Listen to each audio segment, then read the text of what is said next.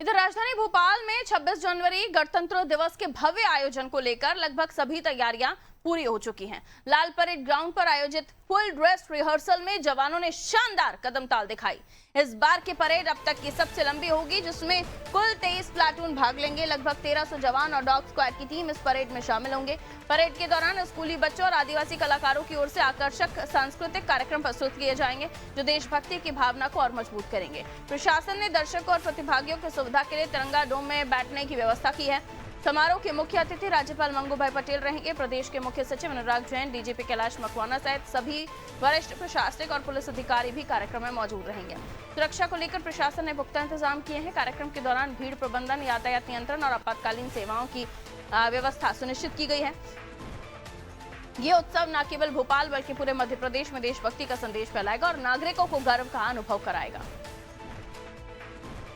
तो राजधानी भोपाल के लाल परेड ग्राउंड में शुरू हो गई हैं गणतंत्र दिवस की तैयारियां। फुल ड्रेस रिहर्सल जो है की गई और साथ ही साथ बड़ा कार्यक्रम जिसकी तैयारियां बहुत बेहतरीन चल रही हैं। अब ये कहिए क्योंकि बहुत ज्यादा समय नहीं है जब हम इस कार्यक्रम को होता हुआ देखेंगे, तो अभी से एक पिक्चर, एक तस्वीर तैयार कर लीजिए, क्योंकि दिव्या मेरे सहयोगी हमारे साथ जुड़ रहे हैं, इस कार्यक्रम के बारे में और भी जानकारी देंगे। आइए दिव्या को दिखाइए। दिव्या, क्या कुछ कार्यक्रम की तैयारियां वहां पर चल रही हैं? किस तरह का कार्यक्रम होने वाला है? हर साल की तरह इस साल भी होगा, लेकिन इस साल और भी भव्य और बड़े तरीके से गणतंत्र दिवस मनाया जाने वाला है। जी, जानकारी दीजिए।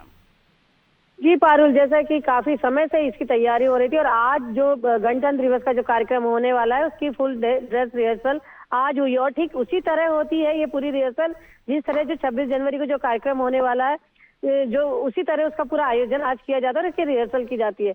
और सबसे खास बात यह है कि इस बार जो ये परेड होने वाली है, ये अभी तक की सबसे लंबी परेड होगी और इसमें 1300 जवान शामिल होंगे। उसके साथ ही जैसे बताया आपने भी कि आदिवासी जो बच्चियां हैं वो इसमें शामिल होंगी, स्कूली छात्र छात्र शामिल होंगे, एनसीसी कैडेट शामिल होंगे, डॉग स्क्वाड शामिल होंगे और इस तरह से तमाम तरह की रंगीनियां आपको इस परेड में दिखाई देंगी। और इसी के बाद जो सबसे बड़ा आकर्षण का केंद्र रहती है वो होती है झांकियां, जो परेड के बाद निकलती है और सबकी नजरें इसमें टिकी रहती है।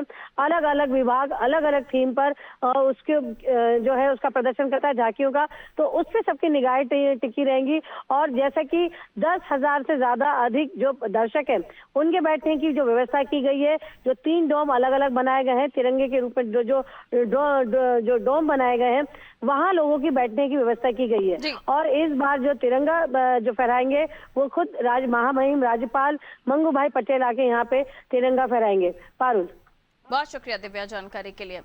तो राज्यपाल मंगूभाई पटेल खुद आकर यहाँ तिरंगा फहराएंगे और उसको लेकर पहले ही अभी जो है रिहर्सल, जो ड्रेस रिहर्सल यानी इसको फाइनल रिहर्सल बोलते हैं, वो रिहर्सल की जा रही है। 2026 गणतंत्र दिवस, तैयारियां पूरी, लाल परेड तैयार, बस इंतजार उस झंडे को फहराने का जिससे हमें एक आजादी के बाद की जो आत्मविश्वास है, जो आजादी के बाद की जो ताकत है, जो गणतंत्र होने की शक्ति है, वो महसूस होती है।